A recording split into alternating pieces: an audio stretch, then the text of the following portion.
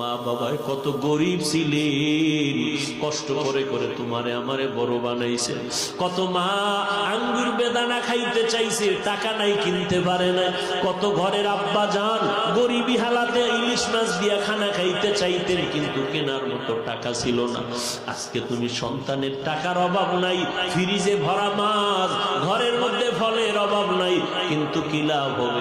যারা আফসোস করছে তারা সাদা কাপড়ের বাসিন্দা হয়ে কবরে গেল। ও সন্তান, ওই মায়ের রক্ত পানি করা ঘাম আর মেহনতে তুমি আমি আজকে মানুষ, কিন্তু দুঃখ লাগে রে যুবক। ওই মায়ের যারা কথা কইয়া কষ্ট দিয়া কাঁদাইছো, না জানি কার মা কাপড়ের আঁচল দিয়া গোপনে কান্না করেছে। এক বাবা আর মা বিছানায় রাতের বেলা ঘুমায়, মা কান্না করে গুনগুন গুনগুন আওয়াজ। হঠাৎ বাবা কয়, বিবি কেন কাঁদো? কয় মনের দুঃখ। কি দুঃখ? কয় বলবো না, তুমি ঘুমাও। স্বামী বলে না, বলো। এবার মা কান্না করে বলে, সন্তান আজ প্রায় এক সপ্তাহ আমার মা বলে ডাক দেয় না। সাব্বাজান বলে, কেন ডাক দেয় না? কয় আমিও একটা অন্যায় কাজ করতেছিল, আমি একটু ধমক দিয়েছি, সন্তান আমার উপরে রাগ কইরা মা কইয়া ডাকে না। খানা খাইয়া পিছনের দরজা দিয়া চলে যায়, আমার দিকে তাকায় ওটা। আব্বাজান বলে, বিবি তুমি ঘুমায় যাও, একদিন সন্তান বুঝবে তোমার মা বলে ডাকবে, কিছু বলার দরকার নাই।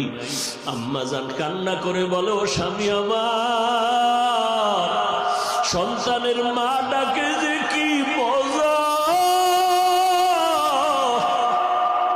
আমি তোমারে বুঝাইতে পারবো না। আমি খানা খাইতে গেলে আমার মুখে খানা যায় না, সন্তান কেন মা বলে ডাকে না? এই সন্তানের কি আমি গর্বে ধারণ করে কষ্ট করি নাই? প্রসব বেদনায় কি আমি চিল্লাইয়া কান্না করি নাই? ও সন্তান, আজকে তোমার ডানে বামে কত যুবক মোনাজাতে কান্না করে, তোমার চোখে কেন পানি নাই রে বাবা?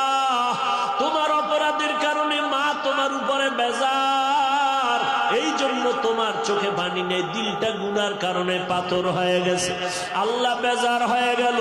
ও যুবক, এখনো সময় আছে, তওবা করো। মা বাবার কাছে গিয়া মাপ চাইয়া বলিও, মা মাথায় হাত দিয়ে একটু দোয়া করে দাও, কত বেয়াদবি তোমার সাথে করেছি রে মা, আমার কথার কারণে তুমি কত কষ্ট পেয়ে কান্না করেছো। আজকে দেখলাম মজের প্যান্ডেলে কত যুবক কান্না করলো, আমার চোখে পানি নাই। ও মা, তুমি আমার একটু দোয়া করে দাও, আমি বুঝি হালাক হয়ে গেলাম, আল্লাহ বুঝি আমার উপরে বেজার, মনের চাহিদা মতো গুনাহ তো কম করলাম না, আজকে থেকে তওবা করছি, আর গুনাহ করব না, তোমাদের কষ্ট দিব না। আলেম ওলামাদের বিরুদ্ধে